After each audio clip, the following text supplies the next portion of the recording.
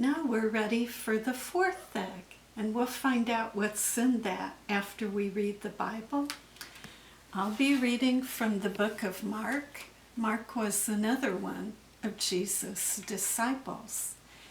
And so I'm reading from Mark chapter 14, verses 32 through 42. And this story about how Jesus prayed in the Garden of Gethsemane before he was betrayed. And the Garden of Gethsemane, you can still go there even today. It's a garden by Jerusalem. They went to a place called Gethsemane, and he said to his disciples, "Sit here while I pray." He took with him Peter and James and John, and began to be distressed and agitated, and said to them, "I'm deeply grieved, even to death. Remain here and keep awake." And going a little farther, he threw himself on the ground and prayed that, if it were possible, the hour might pass from him. He said, "Abba, Father, for you all things are possible. Remove this cup from me, yet not what I want, but what you want." He came and found them sleeping, and he said to Peter, "Simon, are you asleep? Could you not keep awake 1 hour? Keep awake and pray that you may not come into the time of trial. The spirit indeed is willing, but the flesh is weak." And again he went away and prayed, saying the same words. And once more he came and found them sleeping, for their eyes were very heavy, and they did not know what to say to him. He came a third time and said to them, "Are you still sleeping and taking your rest? Enough! The hour has come. The Son of Man is betrayed into the hands of sinners. Get up and let us be going. See, my betrayer is at hand." So now we're going to open the fourth egg. We'll see what's in here. It's praying hands. Jesus prayed to God, and we can pray to God in Jesus.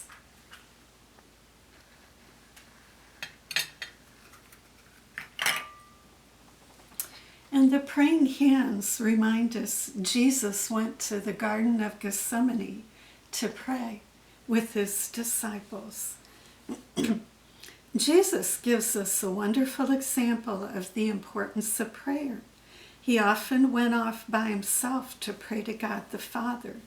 During this difficult time in his life before he was captured, Jesus asked his disciples to come with him. He wanted them to pray and to keep him company. Jesus was troubled. He knew he was going to die.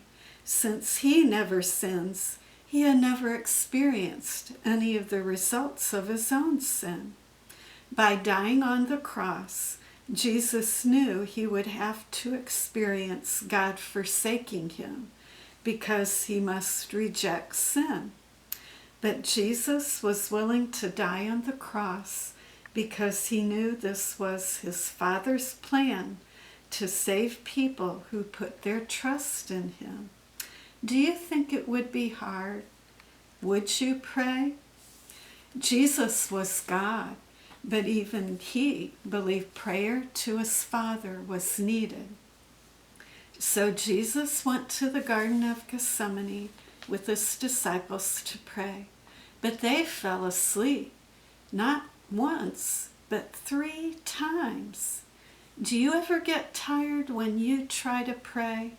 It's hard to be strong when you're tired, isn't it? Jesus' disciples were weak when they tried to be strong on their own, apart from God. While Jesus cried out to the Father in prayer, 3 times he returned to find the disciples sleeping. This is a reminder to all of us. We cannot be strong on our own. We need to pray and ask for our Father's strength just like Jesus did.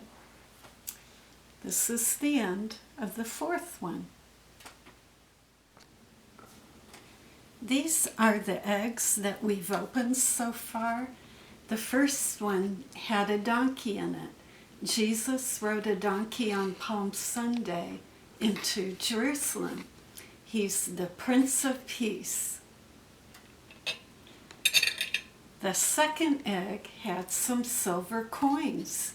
Judas betrayed Jesus for 30 pieces of silver.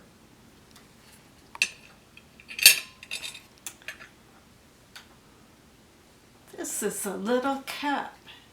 Jesus had a Last Supper with his disciples the week of Easter.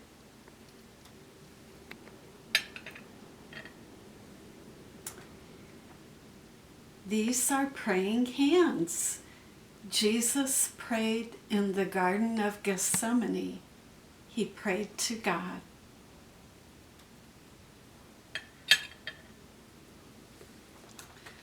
First, we'll read the Bible, John 19, 1 through 15.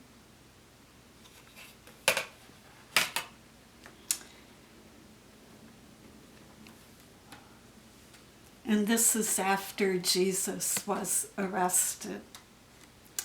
Then Pilate took Jesus and had him flogged, and the soldiers wove a crown of thorns and put it on his head, and they dressed him in a purple robe. They kept coming up to him saying, "Hail, King of the Jews!" and striking him on the face. Pilate went out again and said to them, "Look, I am bringing him out to you to let you know that I find no case against him." So Jesus came out wearing the crown of thorns and the purple robe. Pilate said to them, "Here is the man." When the chief priests and the police saw him, they shouted, "Crucify him! Crucify him!" Pilate said to them, "Take him yourselves and crucify him.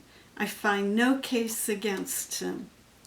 The Jews answered him, "We have a law, and according to that law he ought to die, because he has claimed to be the Son of God." Now when Pilate heard this, he was more afraid than ever. He entered his headquarters again and asked Jesus, "Where are you from?" But Jesus gave him no answer. Pilate therefore said to him, "Do you refuse to speak to me? Do you not know that I have the power to release you and power to crucify you?" Jesus answered him, "You would have no power over me unless it had been given you from above. Therefore, the one who handed me over to you is guilty of a greater sin."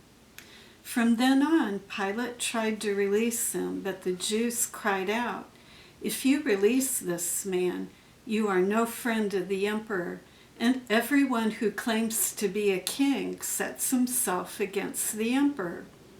When Pilate heard these words, he brought Jesus outside and sat on the judge's bench at a place called the Stone Pavement, or in Hebrew, Gabbatha. Now it was the day of preparation for the Passover, and it was about noon. He said to the Jews, "Here is your king." They cried out, "Away with him! Away with him! Crucify him!" Pilate asked them, "Shall I crucify your king?" The chief priests answered, "We have no king but the emperor."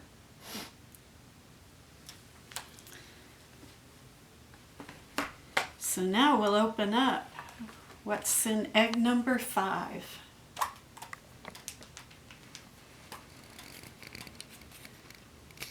This is a small piece of leather, and that's because the Roman soldiers used leather ropes with rocks and metal woven in to whip Jesus, and they left 39 deep gashes in his skin.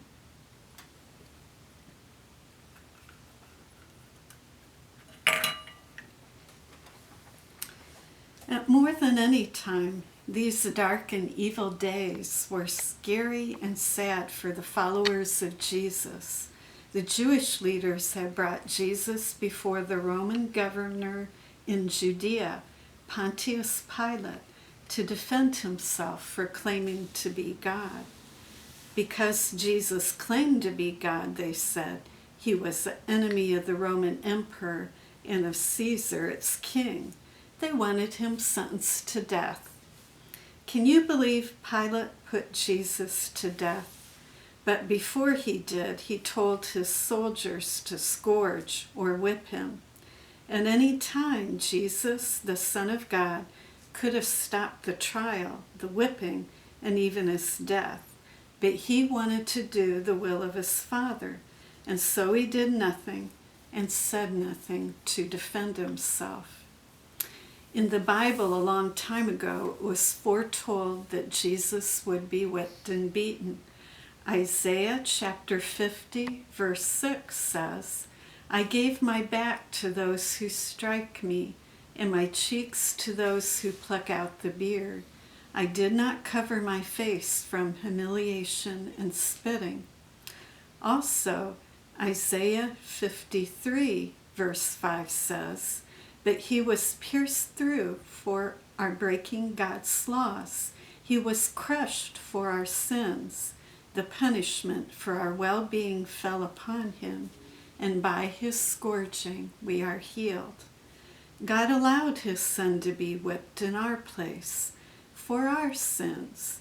Jesus didn't deserve to die because he had never sinned, but we have sinned. Jesus died in our place for our sin, even though it was we who deserved to be punished. And this is the end of number 5.